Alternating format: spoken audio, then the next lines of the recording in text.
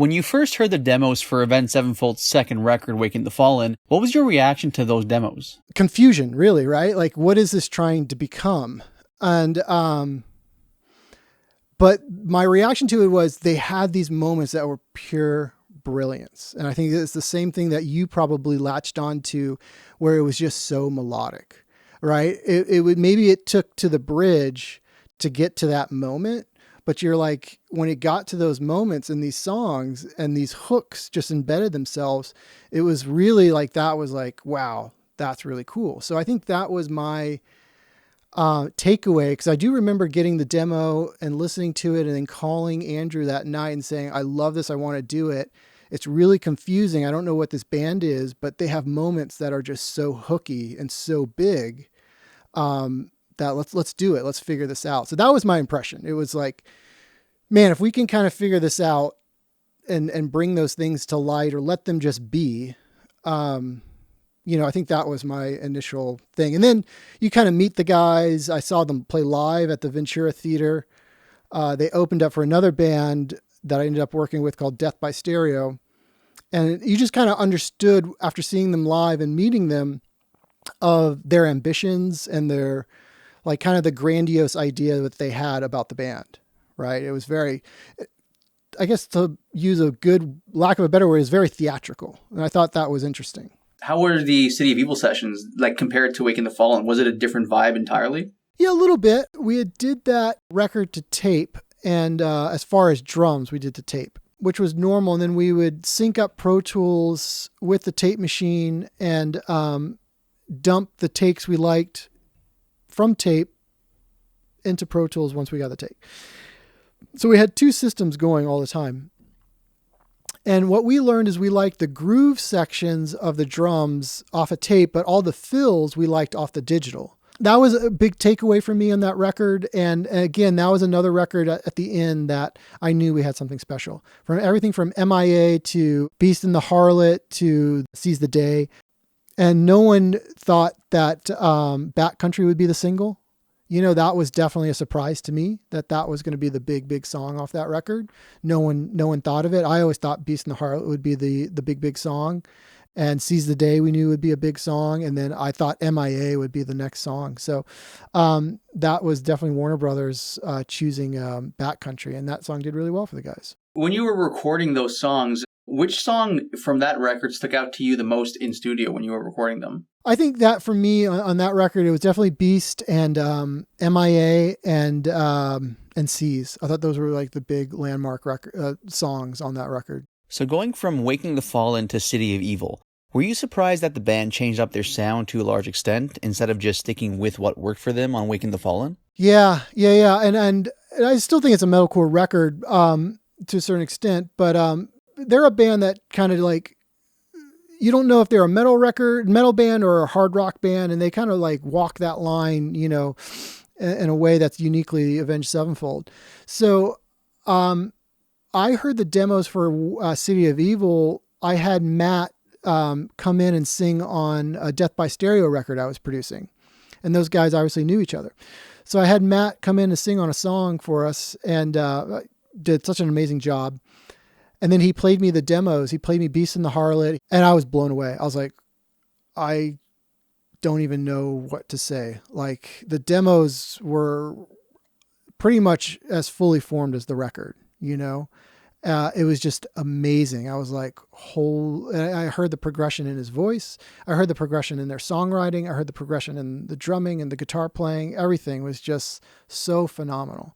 That it blew me away to the point where I didn't care that they let that sound go. I was like, this is amazing. Like, when I heard Beast and the Harlot, the hairs on my arm stood up. I was like, this is amazing. The fact that this is a progression in such a jump is so cool. So going to the self-titled record, what was it like working on Almost Easy? Getting the guitar sound right on Almost Easy took a while because we had done all the demos, or they had done all the demos at Matt's parents' house in their garage. And they were using wireless systems because they had just gotten off the road. And so they unpacked their stuff, and just for ease, it was just like, oh, my guitar set up as a wireless system. Let me just use that.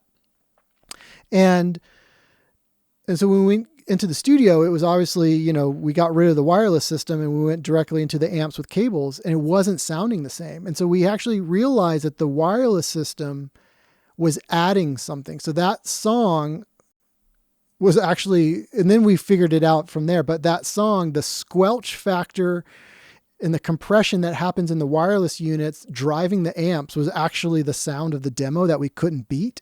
So we actually had to track that song wirelessly in the studio, which was stupid, but yeah. We did the song Almost Easy for a soundtrack. So we had to rush through that song first to deliver to Michael Bay for a movie he was working on. And so the original piano player that we got recommended was a gentleman by the name of Greg Kurstin. Greg Kurstin was the piano player on that. Yeah, and if you look up Greg Kurstin, it's like Adele. I forget, like he's such a huge songwriter, like co-writer guy. It's so funny. And I actually had to tell Matt that recently. I'm like, do you know that Greg Kurstin played piano on Almost Easy? And we wanted him to play on the rest of the record, but he was on tour with, he had this other band that he did with his wife called Head in the Heart or something like that, or Be in the, some alternative pop thing. And he wasn't available. He was on the road, I think, with that band. But so we had to get another great, talented piano player, Jamie Maholbrick, in. That's awesome. And so another song from that record that was really successful was Afterlife. Do you remember recording Afterlife? Yeah, I mean, that song was great. I think the coolest thing about that was when we did Afterlife, that has strings. It has the bridge starts the string section into the solo, and then the end chorus has some strings on it. So on that song, I believe it's a doubled quartet or quintet. So I think it's violin, viola, or double violin, cello, and upright bass. It could have been double cello to make it a quintet or whatever. And the guys and the gals that we use on the strings, these are the people that play on all the records, right? In Los Angeles. And so, anything from Celine Dion to Avenged Sevenfold, you'll see these string players on. And so they've heard it all, right? These guys are pro. They just read down the charts, which I have a great second story to that. And, so when we were doing Afterlife, they don't hear the whole song, right? We just start, maybe the conductor will give them 2 bars. He probably wants 2 or 4 bars up and then play the part, and then we'll move on to the next section, right? So the next section goes into the guitar solo. It's just a blazing guitar solo. It's probably one of my favorite, Brian solos ever. And so it was the first playthrough and recording of the string section underneath the guitar solo. And then we stopped playback and the string section just started clapping. They're like, we've never heard guitar like that before. Like, that was amazing. So yeah, that song is so cool, so special. Like, everything about that song just felt great. I think everybody knew that song was going to be a big one. It was just so good and melodic. So did you hear demos for that first before you recorded the actual? Yeah. And how did you feel about the demos when you heard the demos? Oh no, that was good because they approached that record. That idea behind that record was they were writing songs and really concentrating on the chorus. So if the chorus didn't feel really good, they would just scrap the song. They wouldn't even bother writing a bridge or a verse. And so every song I felt like had a super, super epic chorus. And that one definitely, fits the bill, as it were. M. Shadows, how is he to work with as a singer? He was great. Super, super hardworking, super focused. When we did Wake in the Fallen, I'll put it to you this way. When we worked on Wake in the Fallen, I would say probably not the best singer that we ever worked with. When we worked with him on City of Evil, he was the best singer I've ever worked with. Really? Hands down. It was insane, the transformation that this guy did to his voice. And when we made Wake in the Fallen, and I think it's well documented, he developed nodules on his vocal cords. So imagine making one of your seminal records of your career, and even, for them, this was it. This was awesome. We made it.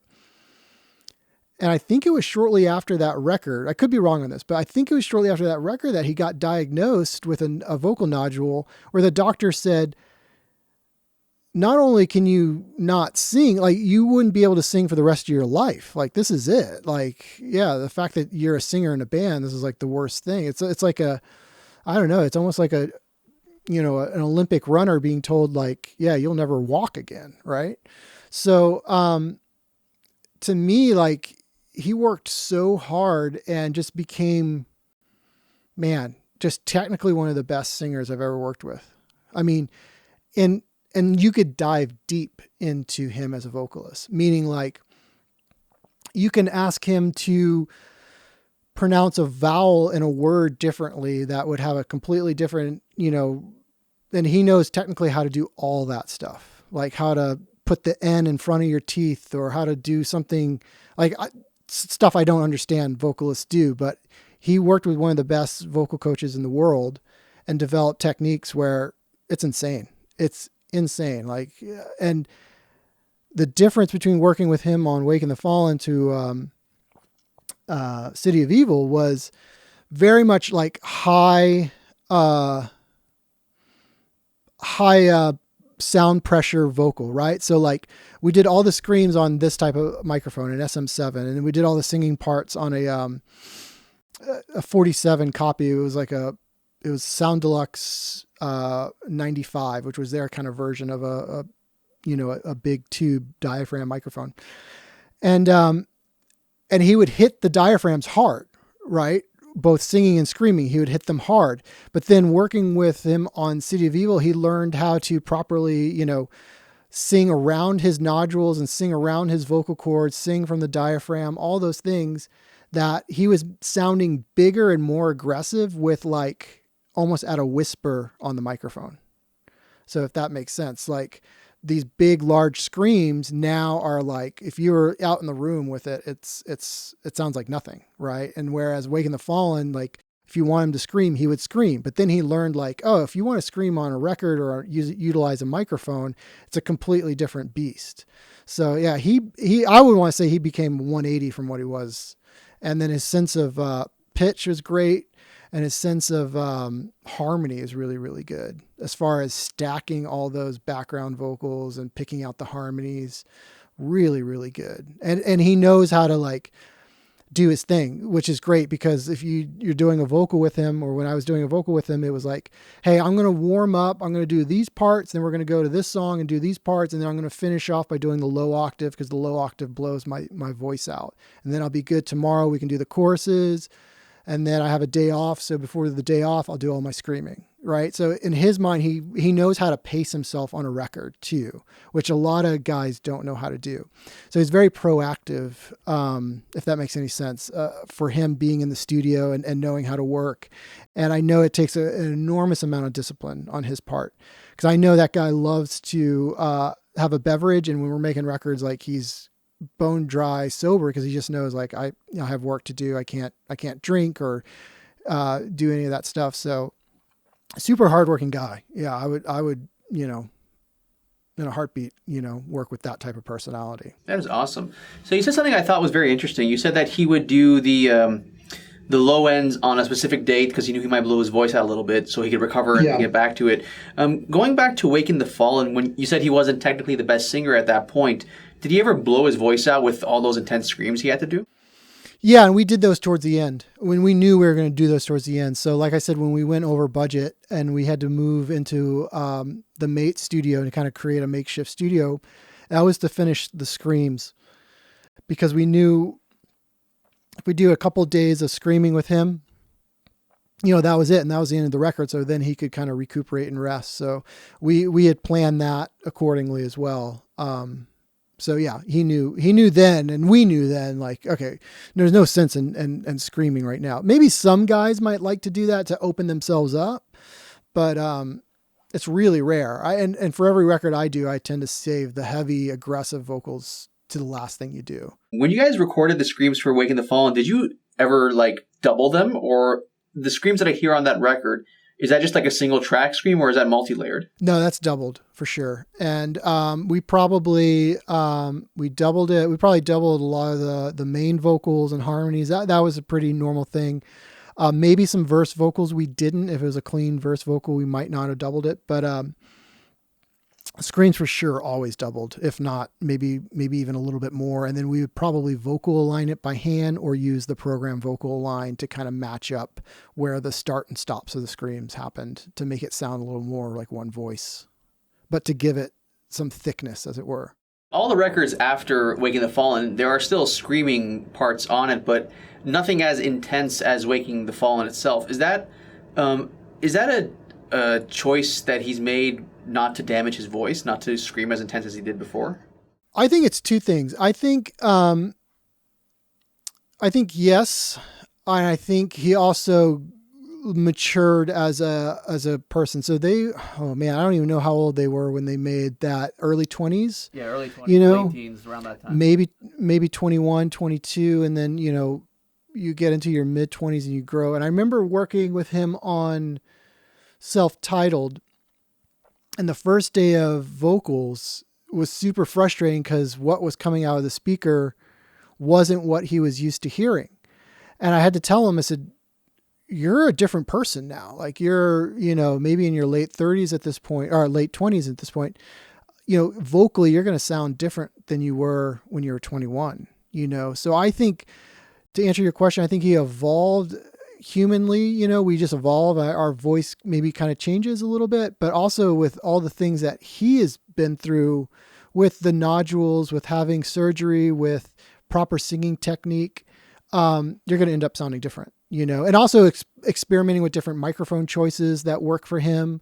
So there was a lot going into that. And I think there was an evolution that you can't not escape, right? Like you just can't sound like you did when you're in your 20s. I think they're super conscious of like the idea of what is the best product or show for our fans, right? And so I think that's first and foremost from a live situation, what they have in their minds. From records, and I don't want to put words in their mouth or anything, but I think when it comes to records, they're just always like, we want to do what we want to do. We want to evolve, and we're going to do whatever makes us happy, But when it comes to live, I think they're very conscious of like, what is a great, like, what would we want to go see as kids, right?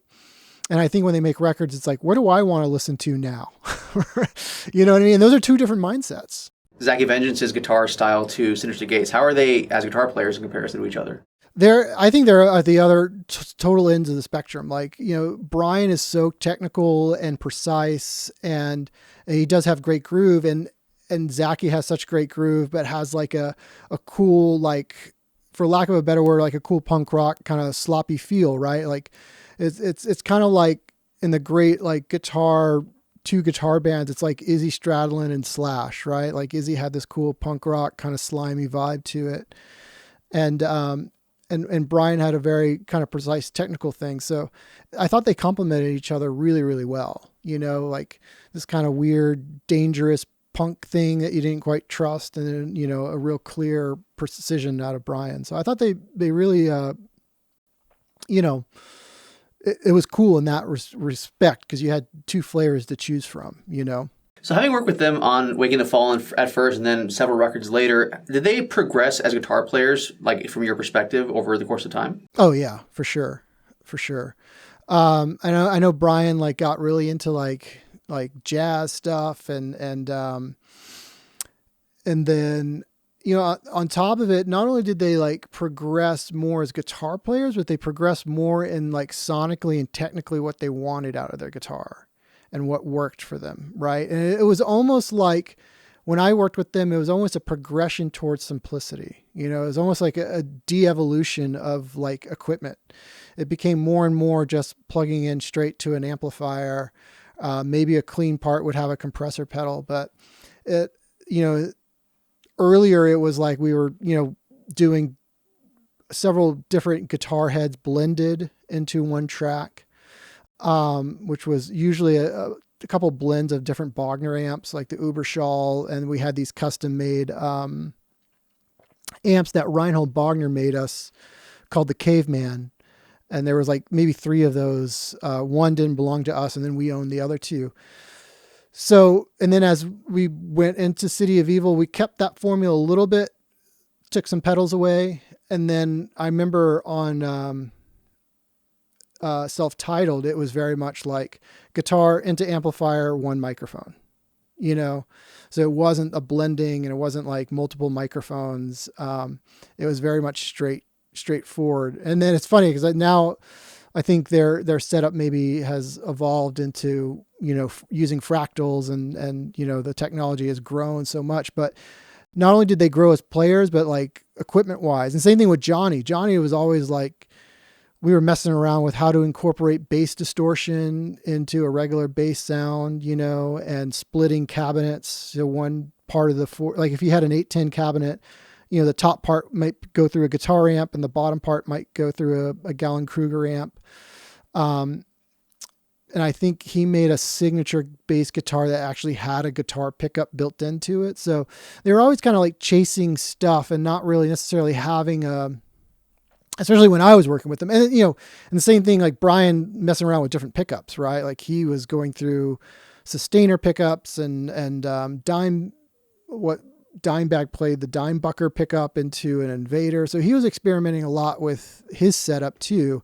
And even I think he might have even experimented a little bit more with non-Floyd Rose stuff too, like towards the end there. So I've seen Avenged Sevenfold once live, and there was a lot of trade-off guitar parts between Synyster Gates and Zacky Vengeance.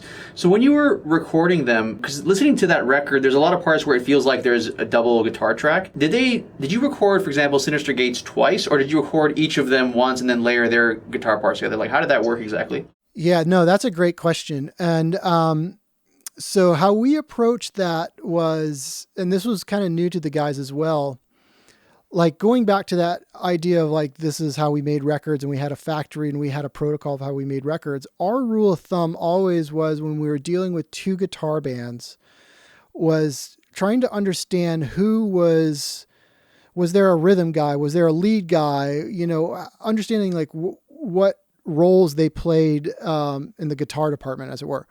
So our rule of thumb was whoever played rhythm doubled their rhythm. So if Brian played rhythm, I would want Brian to double his part, just due to the fact that the way someone doubles, and especially if you're really going for accuracy and you don't want to push and pull between the left and right speaker, it's always better to have the person double himself, because if you get another player double it, it's always a reinterpretation of it. And even they can play this exact same rhythm.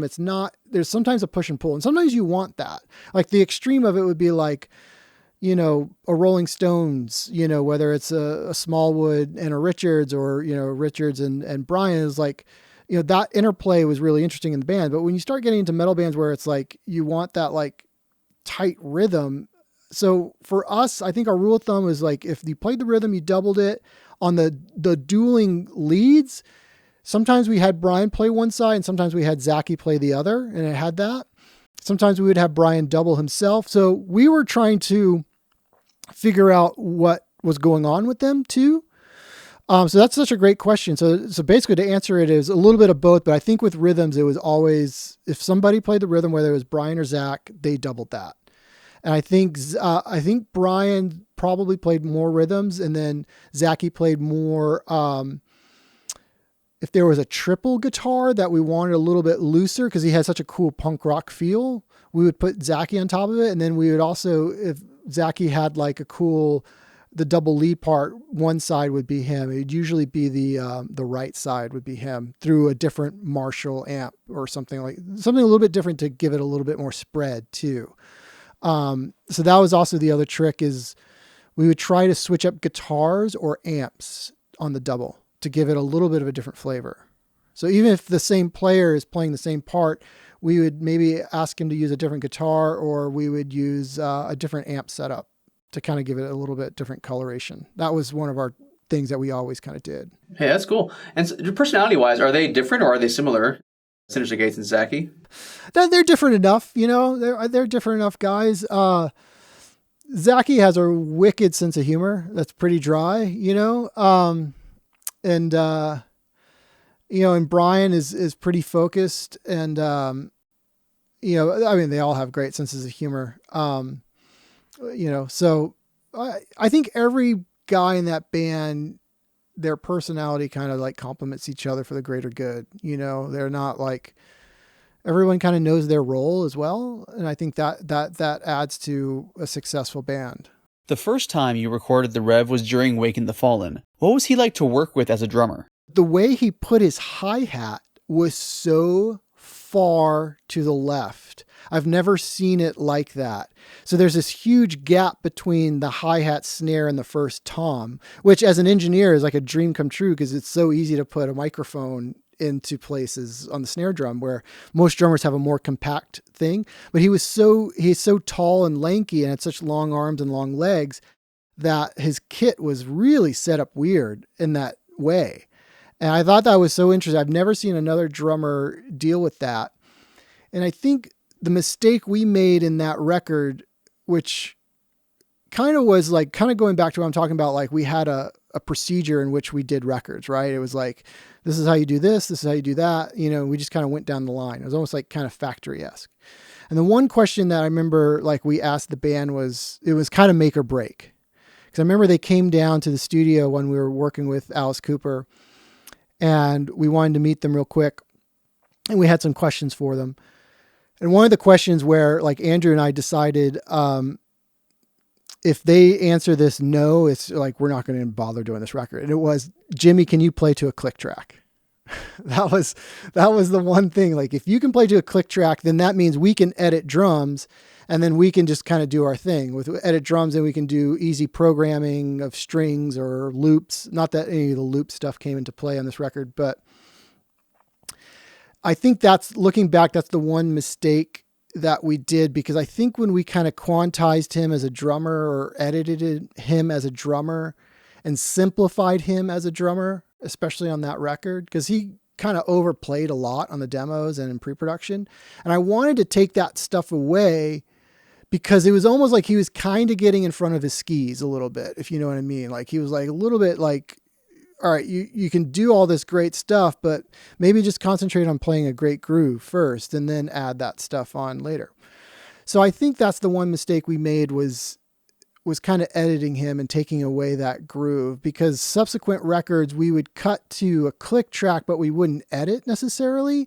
And it started to feel good, but that was also due to the fact of years of touring and getting better as a band and getting better, as a drummer and understanding groove and watching other, like probably other heroes of him play live and being on the road with them. So it's hard for me to say that was a complete mistake, but like, maybe I wish we had worked with him a little bit more in that sense of like maybe getting takes and not editing him so much, and then really understanding like what a special drummer he really was, because there's not many drummers that he had a swing to his eighth note, like especially in his right hand with if it was the ride or the hi-hat, there was a swing to it. And then he had a real power to his kick drum that was like really, I don't think any other drummer kind of matches it really.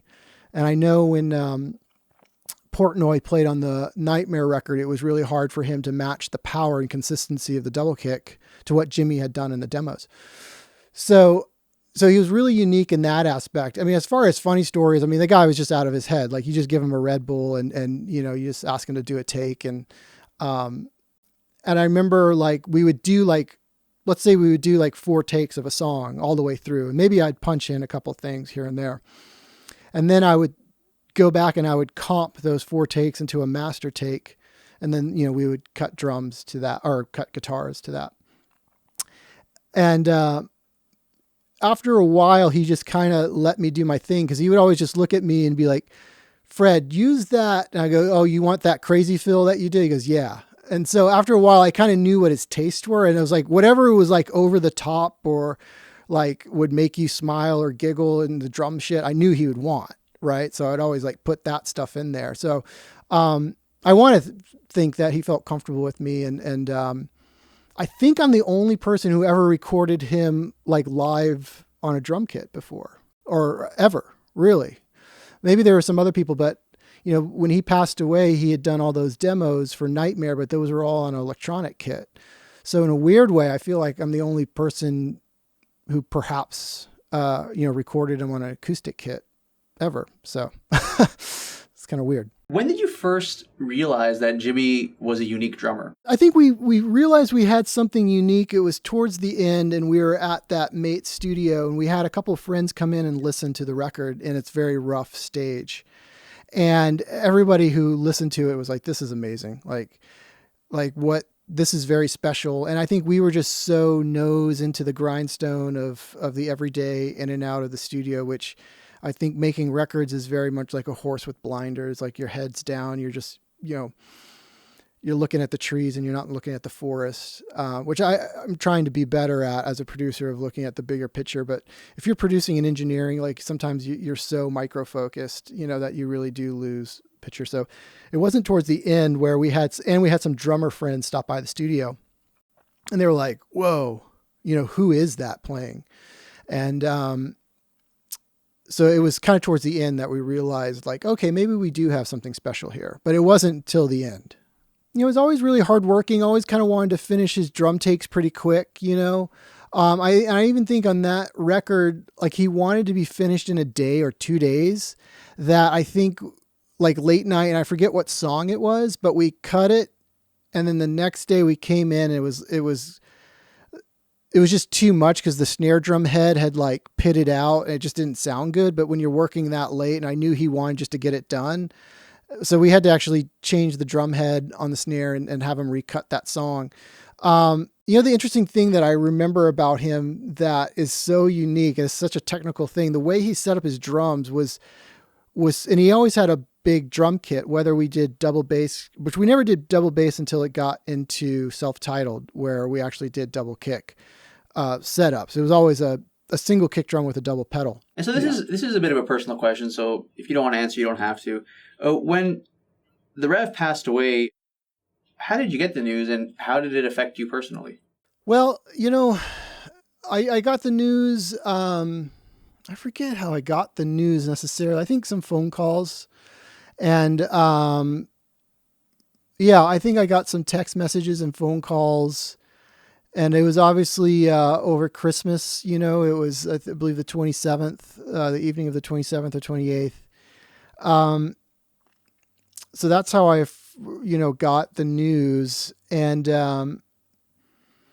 he was the first person of our generation. I mean, he was the guys are a little bit younger than me. I'm a little bit older than them. But it was the first person that I really had a close relationship working and developed a friendship that passed away. So, I think about him, and I think about the guys a lot in that regard. It's almost like at least once a week, if not every day, I'll think of him, and, it's just weird for me in that regard, because I think you're so programmed to, lose a grandparent or unfortunately a parent or something of that ilk. But when it's someone younger than you that you worked with, it strikes you weird, it's like, it really, and unfortunately, it's happened a couple times here recently, more often here. I lost a good friend as well. So, yeah, it's weird. I think it's really weird, but I think about those guys, and I think about him often, and nothing really specific, just other than like, the little things of working with him and stuff. So, Do you have any one memory of him that just sticks out to you in particular? Gosh. It was more not on, it wasn't necessarily on the Wake and the Fallen record. I think it was on Self-Titled, where he was just like, he was so riled up and into, like, he was just kind of beast mode that I knew I just had one take in him, and that was it. Like, to ask him to do anything else would have been like a meltdown. So that was where he was just like, I was like, okay, let me roll the click. And he just answered, I don't know if we can curse on this, but he just answered like, fuck you, Fred. I'm like, okay, we're just going to do this real quick. But yeah, and then like he threw a drumstick towards me, but obviously there's the glass, right? So he just hurled this drumstick, I think at the end of the take, and then walked away and just went like, I don't know where, I probably went home or somewhere, who knows. But do you remember which song that was? No, I don't. I do remember it was on the self-titled. It was on a song that became a B-side, what became Diamonds in the Rough, because on that record, we did 17 songs and we knew a handful of songs were going to be saved for later. We didn't know what necessarily, like we didn't know if it was going to be for the next record, or we knew the songs were going to come out in some form, right? They ended up coming out as a DVD CD package as Diamonds in the Rough. And I think for him, I remember he was like, why am I doing this if it's not making the record, you know? And so it was a huge ask for him to play like the last 5 songs, you know, and because in his mind he was done. Right. So I was telling this story to Matt the other day via text, because he had sent me an old picture of me in the Rev, during Self-Titled. And I told him this story. I don't think he knew it was, so it's kind of like Avenged, related in a way. There's this comedian. He had I forget his name, but he was like a ventriloquist comedian who had puppets. And Brian from Avenged, his father is like a comedian and a guitar player. And so Brian Sr. like did this like Christmas album with this comedian, and Jimmy played drums on it. And I think that was the last thing Jimmy ever recorded live drums for before he passed away. So that's the most random thing, that Jimmy plays on some comedy record, some ventriloquist comedy record. And that happens to be the last thing. That is super odd. The first record you worked on was Waking the Fallen. By the time 2 albums later you're working on Self-Titled, did the band's success change how you approach working with them in the studio? Absolutely. I think you have to understand even from mindset is you had a band on Waking the Fallen that were young kids that didn't have a track record to multi-platinum artists that have toured the world and have played stadiums and arenas, right, on the regular. So, they just command a respect at that point, right? They've earned their stripes there. And so, I think the biggest difference, and the difference I wanted to make for them on Self-Titled, was I wanted to make sure that the recording experience for them lived up to the reality of the rock star that they were, right? Like I didn't want them to think about things. I just wanted them to come in and execute and have a creative, and we had 2 rooms going at that, on that record, like we had on other records. So 2 recording facilities within the same studio, so we could work on multiple things at the same time. And I just wanted to just make it as posh as possible for the guys, right? Like give them plenty of ample time to not rush through drums. You know, I think I had scheduled 2 weeks of drums. We only did 1 week. I think we ended up doing 72 days of overdubs on guitars and stuff. We had an amazing guitar tech. We had amazing piano player. Going back to Waking the Fallen, when did you first start to realize how successful that record was becoming? It really didn't click until it really like gained legs in the marketplace. And really like when you start seeing kids with death bat tattoos, that's when you know you're like, oh, okay, this is pretty interesting. The only other record that I was involved with to a certain extent that had that kind of cult classic thing, and people looking at me never realized this, is obviously there's Waking the Fallen, and you see a kid decked out in an Avenged shirt. I'm like, oh, that's a cool band. And the other band that is this band called Converge, and they made a record that was super seminal called Jane Doe, which was like a really amazing not post-grunge, but post-hardcore record.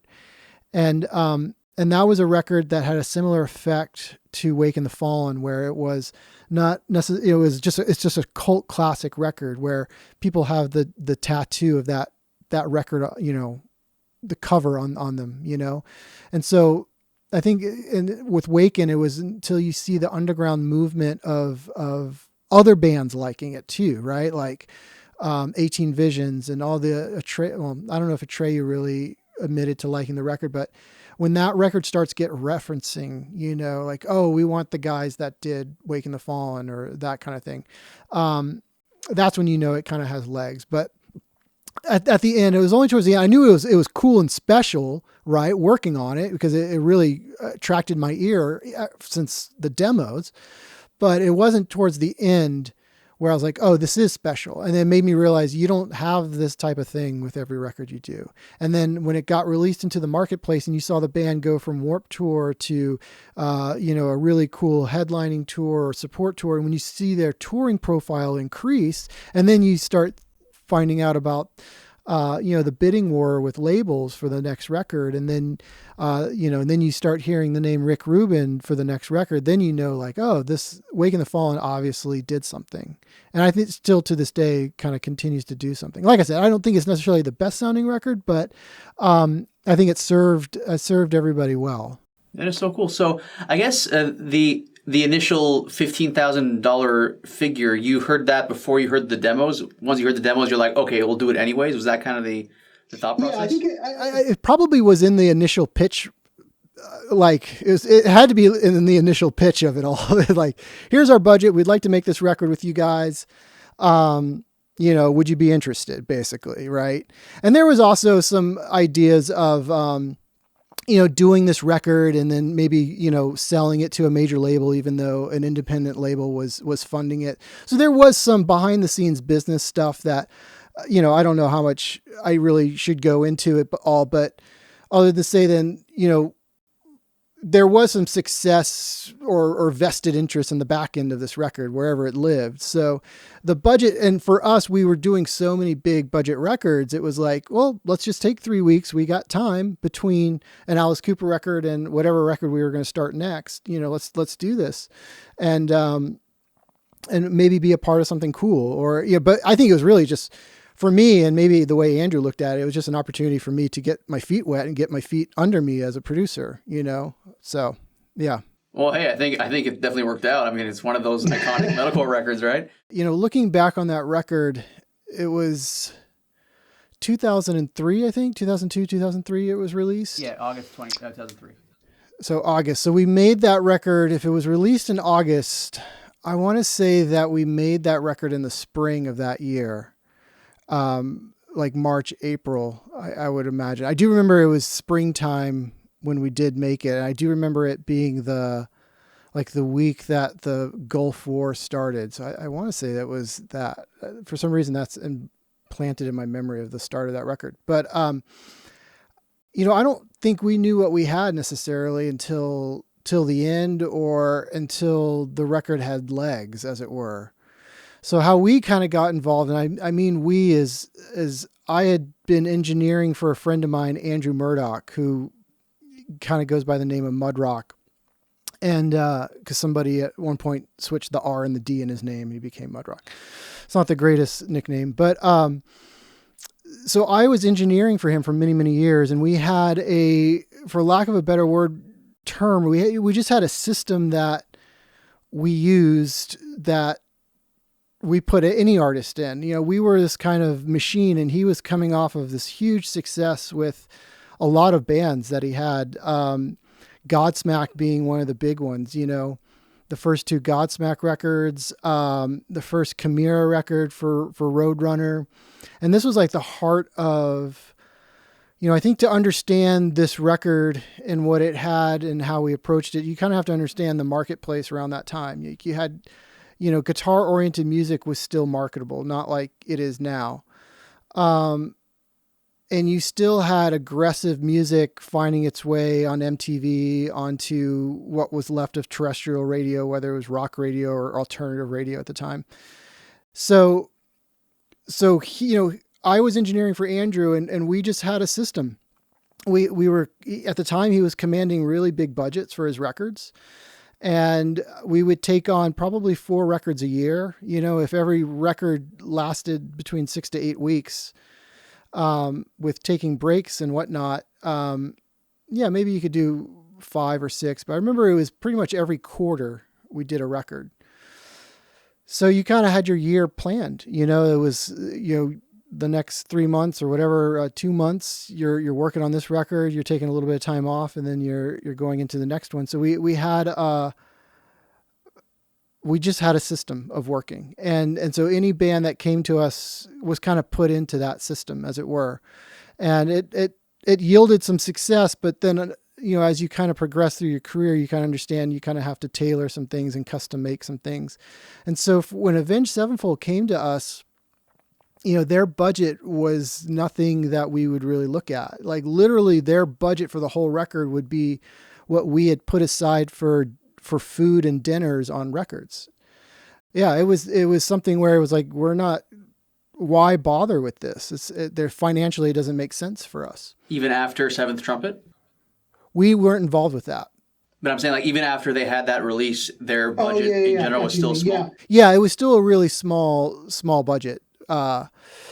Maybe it's been in the press, but I mean, I'm pretty sure it's been talked about. So I'm not talking out of school, but it was like a $15,000 budget, which for us, we were making $250,000, $400,000 records. So, for us, it was like, oh, well, that, why bother? And I remember we were in the middle of an Alice Cooper record when we got sent the demos and the press release that their manager, Larry, had put together. And I really wish I had kept it, because it was kind of a funny letter in the sense of like, here's Larry pitching us to work on this band. And the old promo photo was really funny. I think it had the old bass player in it. And then it had like, Jimmy had this like super spiked haircut. It was just such it was just almost a laughable thing. It was like, no, it just looked very much like a local band. Right. So, but for whatever reason, I really wanted to do the record, only to the extent of, because I was engineering for Andrew for so many years, this was an opportunity for me to produce my own record. And I think the original deal that we had struck was I would produce and record this record and he would mix it. And that was, why we took on the project, to be honest. And then as we kind of got to meet the guys and meet Larry, and we became more fully vested in the project. And I think the thing that kind of won us out, and I know they were looking at another producer at the time, several other ones. I think the one thing that kind of sold it to them on us, it was we were going to take the entire $15,000 and we weren't going to take a salary, and we were just going to put it back into the record. Like whatever it cost, for the studio time, whatever it cost for, maybe buying drum heads or guitar strings or having a drum tech or whatever, right? Rehearsal space to kind of rehearse a little bit. We just put it entirely into the record. So I think, maybe we ended up taking $500 to pay for gas, over the course of, I think we did that record in about 3-4 weeks. It was pretty quick for us. I remember we tracked it in 2 weeks, and then we probably mixed it in another week. And then we actually ended up going a little bit over budget. So we ended up billing the label, I think $19,000, but still for something that went on and sold like over 500,000 copies, I think that was a good return on investment for the label. So the entire budget at the end was $19,000? Yeah, we ended up going over budget because we ran out of time, and we ended up moving into this kind of, at that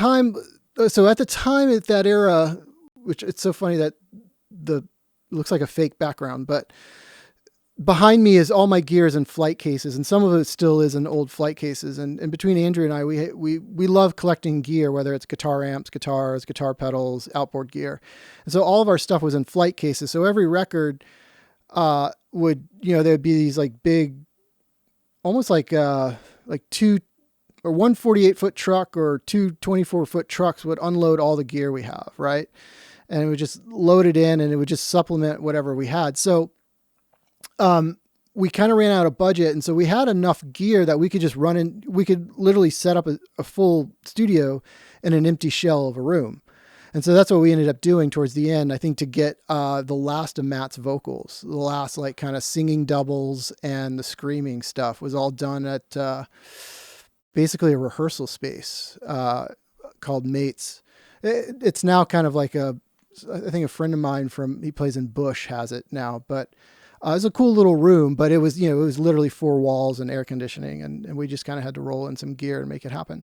I don't know. I guess the long story is like, that it was really kind of like I understood the record, or I was starting to understand the record, understand the band, but it was definitely for us, it was a passion project to see where this would go. And not really understand, because the band had so many, like, when you listen to the record and you listen to even to the demos, like the band was everywhere. It's also kind of like head scratching to figure out, like, is this a metal band? Is this a punk band? Is this a rock band? Like, because they have so many influences and the song structures were so non-traditional, it took some kind of understanding as to what they were. And I think also because maybe there wasn't anything before it, that had like the blueprint of what this was. Because at the time, going back to the early 2000s, you have to understand, Andrew's coming from this career of working on nu metal, right? This is essentially what it was. And, I would say nu metal and active rock with some of the Godsmack stuff. So the blueprint for what worked at radio was very much set in stone with bands like Korn, Limp Bizkit, Linkin Park, right? Like that was the blueprint of what worked at K-Rock, which was, the LA rock radio station here. And also an influencer across the country and around the world, right? Whatever they programmed on K-Rock, other markets would pick up, right? So I think that was also due, because like when you listen to Avenged, you listen to that record, if you listen to City of Evil, it's like, I really haven't really heard, it's like listening to System of a Down. I never heard anything like that before, right? So I think that was also for us the driving force, I think, because it was like, let's try to figure this out because it's really interesting. I don't think Wake in the Fallen is a great sounding record by any means. Like I listen to it today, I'm like, it's so embarrassing to hear it. Why do you feel that way? I don't know. I just feel it's thin sounding. I don't think there's a lot of low end to it, and I think, Johnny was still getting his legs as a bass player, and I think that was underplayed in the mix of the record, and I think that was a conscious decision on our part to do that. So how do you feel about and Justice for All? Because kind of same thing. It's funny. I was thinking about Justice for All, and there's so much in the metal community and about, the lack of bass on Justice for All. And I know one of the first record producer I ever worked with was Steve Thompson, who mixed that record. And I've heard him say that, he would love to remix the record if Lars, gave him the go ahead. Right. But and I don't know how much has been said about it, but when I look back on that record, I mean, Justice to me, and Justice was a huge, I would say, influence on Wake in the Fallen. Right. So for the guys, it was like, Metallica, Megadeth, Mr. Bungle, Oingo Boingo. But especially like they had this affinity for, Rust in Peace and from the Megadeth catalog and, Justice for All. And so I guess my point being, and I don't know if Lars or the guys would ever admit this, but is the underplay of bass on that record, is it because of the loss of Cliff? So when I look back on Justice, I just wonder if it's a subconscious decision the band made, or a conscious decision that they don't want to admit that we lost Cliff. How can we ever replace him? Let's make a record that is undermixed on the bass. I mean, obviously that wasn't our mindset with Wake in the Fallen necessarily, but, so I'm okay with Justice for All sounding the way it does, because I think there was a true psychological subconscious thing that was going on in those guys' heads that maybe they never really wanted to admit, right? And listen, if they wanted to remix that record with more bass, they would have done it by now. Yeah, that's interesting. But I just always found that particular story about And Justice's bass, I've always found it fascinating because clearly I'm not in their shoes, so I can't tell you firsthand how it felt like losing Cliff Burton. But I've always just felt like, taking away such an important dynamic sound to your record, I didn't understand how that helps in any way. You know what I mean? Like I just feel like I've listened to some of the fan-made ones where they have the bass like boosted, and I enjoy those more than the actual legitimate mix, right? Without the bass. Yeah. So I've always been kind of curious, like why take away that one artistic part of your production? But anyways, that's just my view on, the Injustice. Yeah, and I think, you also have to understand that in that era of, I know that like working with or I've heard stories of working with Lars and James. It's pretty difficult, right? Like, I remember Steve, it's written like about it, like Steve Thompson and Michael Barbiero, who mixed that record, would sit down and work with Lars, and it would be, a drum with maybe a guitar and vocal. And then he would lead, James would come, and then it's a guitar, with maybe some drums and vocal record, right? So like you had to like compete with these two egos in it. So I think there's a lot to balance out. And that's the thing that like people don't understand. Like when you make these records, like you're dealing with a lot of different personalities and wants and desires. And it's not always like you're trying to like, sometimes you're just trying to like compromise, the best compromise between what the artist wants, what you feel the marketplace will accept, what you want creatively, what management wants, what the A&R guy wants. Right. And all those people want different things. And as a mix engineer, you're stuck in the middle of like, how do you please everyone and you end up pleasing no one? You know what I mean? So it's really like, there's a lot going on there. And so I think that's the other thing. Like people are so quick to like analyze like why this, that, and the other. It's until you're in those shoes and understanding what's going on. I guess my point too is, I mean, the kick drum was so big on that record and the drum sound was so big and the technology wasn't what it was now, where you couldn't have so much low end.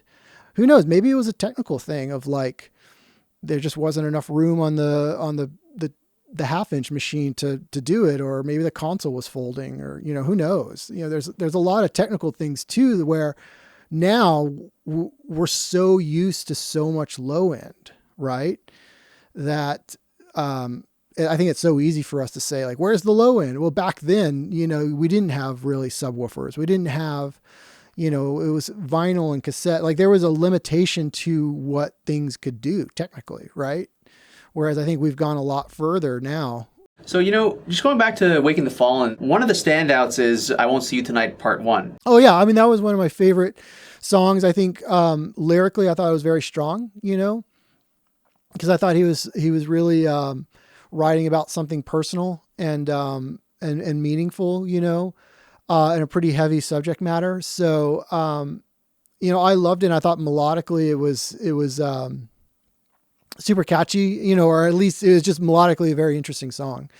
And I think that song foreshadowed a lot of stuff that they did later in their careers, especially in the next record, City of Evil, where they really like explored like song structures that this sounds bad, but meanders, that really kind of develop and blossom, as opposed to a traditional song structure where it's, a verse, chorus, or, I think pre-choruses are now back in fashion, but, typical song structures tend to be a little bit more like blocky, and they're almost like I think maybe Queen or Pink Floyd was a huge influence maybe for them, but, Queen does it really well. I mean, listen to Bohemian Rhapsody, like the song structure, doesn't make sense, but every part leads to itself and makes sense in that regard. So I think with that song, they were exploring that stuff and I loved it. And then they always kind of explore that thing, further along. But I think melodically it's great. And I think lyrically it's the standout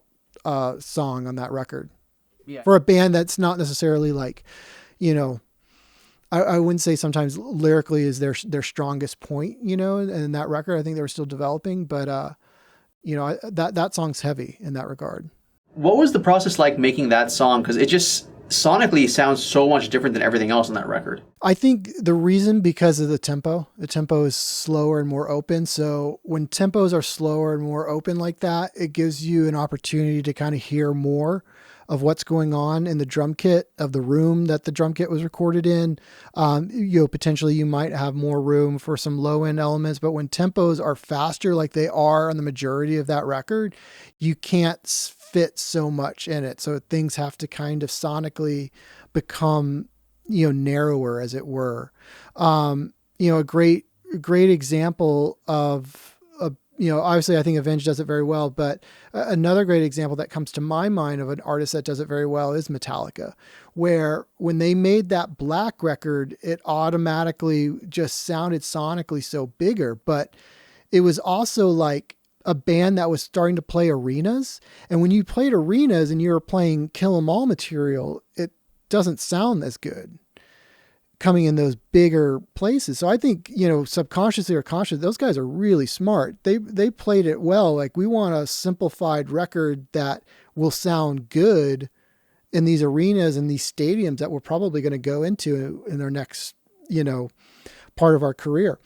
So I think it's same with that song and that record is like the tempo's a little bit slower. So you had more room for things to breathe and be bigger. It's the same reason why like an AC/DC record that's 2 guitars, bass, drums, vocals sounds bigger than, a band that's multi-layered and has a lot of intricate parts, right? Because every instrument now has more room to take up in the mix. So I think that's what you're hearing in that song. One of the distinctive sounds on that record is the very beginning of I Won't See You Tonight Part 2, when it's just that intense scream. You have all this noise. How did you guys get that sound? Well, as far as the screaming, that was just layered stuff. And I think we ended up doing is creating some white noise generations, I think. And it's probably a layer of stuff. I would actually have to look at the hard drive. It's funny that you bring that up. And because there's certain songs I don't really remember necessarily. The funny thing I remember about part 1 and part 2 is I loved it so much. And I think it's the end of part 1 where it's just steady quarter note kick drum. And I remember it was so hard. It wasn't hard for Jimmy to play, but that section of the song goes for so long that his right leg would cramp by doing it. Really? Because I remember I asked him to play it again once. He goes, dude, my calf is cramped. Give me a second. It was so funny. That's what I remember about that song. And the fact that it was just so, kind of brazen and bold. And the fact that they wanted to do a part 1 and part 2, just kind of spoke to their, ambitions. Right. So, but as far as the noise thing, I would actually have to look. It could be like, we probably did like feedback, hit the guitars type stuff, like all kinds of noise things.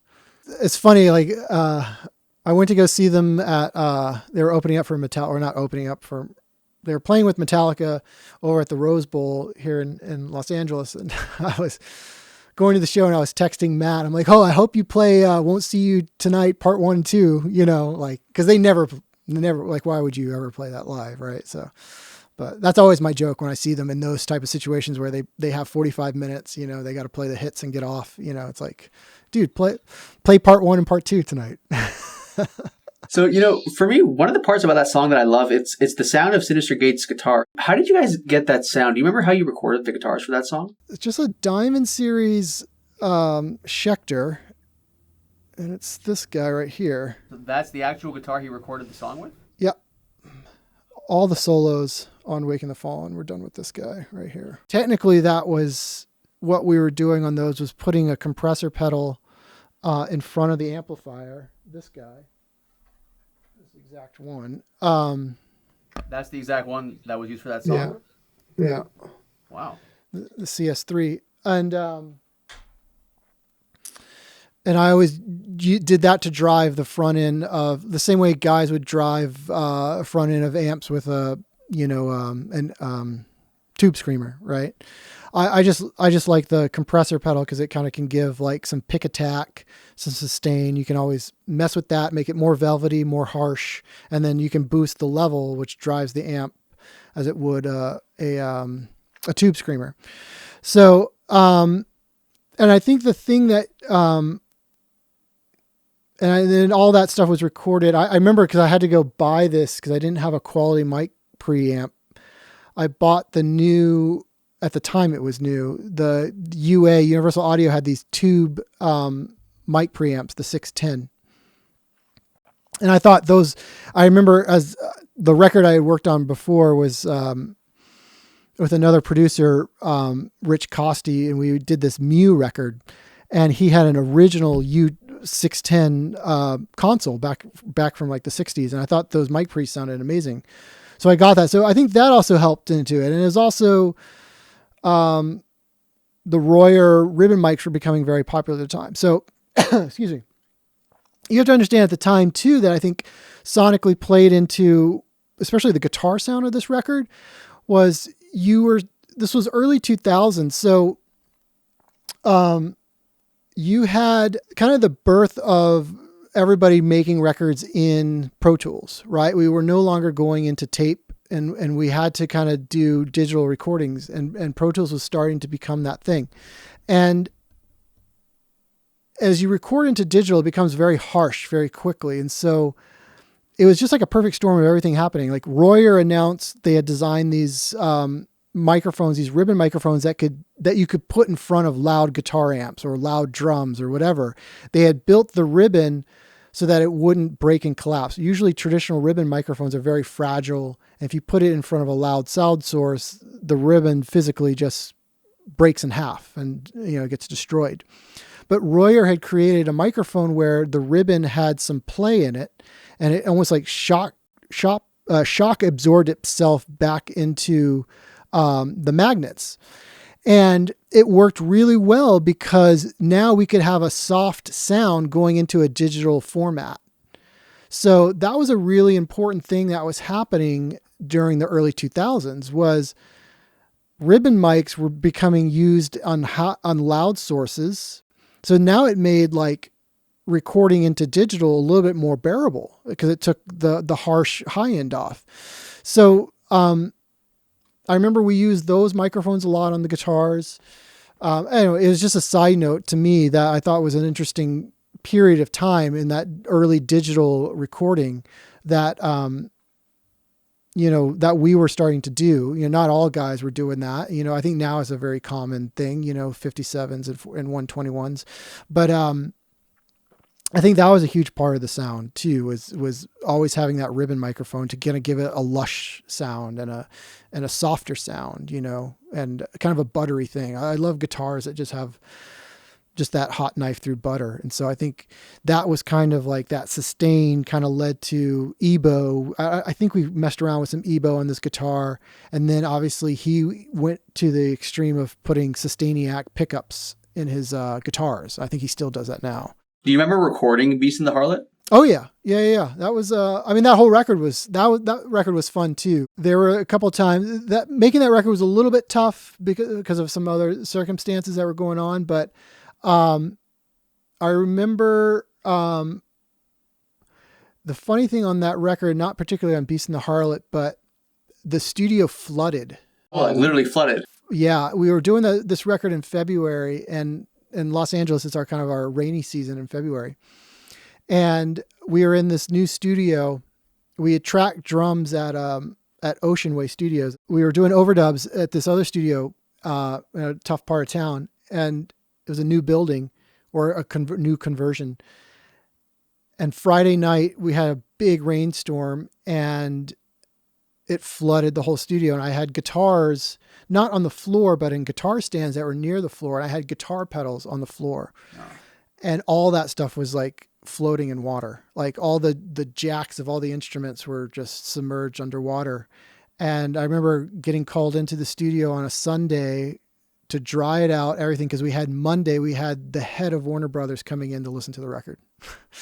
So I had to it was so funny. It was so stressful that 24 hours of getting the water out of the studio and then drying out all the instruments, drying out all the pedals. And I lost a pedal that was, whatever it's worth, was the kind of the bass sound of the record. This one never came back to normal. I still have it. That one was one of the flooded ones? Yeah. Yeah. Oh. There you go. Got it. That. Really? Well, you've kept it. Is it. I kept it because sometimes it works, but most of the time it doesn't work. Oh, okay. Was that the extent of the damage from the flood? Everything else I was able to dry out. Yeah, because it was rainwater and it was fairly clean water. I took everything apart, dried it out with hair dryers, and I think everything kind of came back. Yeah. And the most important gear, like the amps and some outboard equipment, was high enough that it didn't get submerged. But all my cables got, either I re-soldered cables. I remember rebuilding some stuff too. Yeah. Thanks for watching, guys. If you like what you see, make sure to subscribe for more. All the videos on this channel are original. I'm the one conducting all the interviews and editing all the videos together. So if you guys like what you see and you want to support, the best way to do so is honestly just to subscribe. Lots more to come.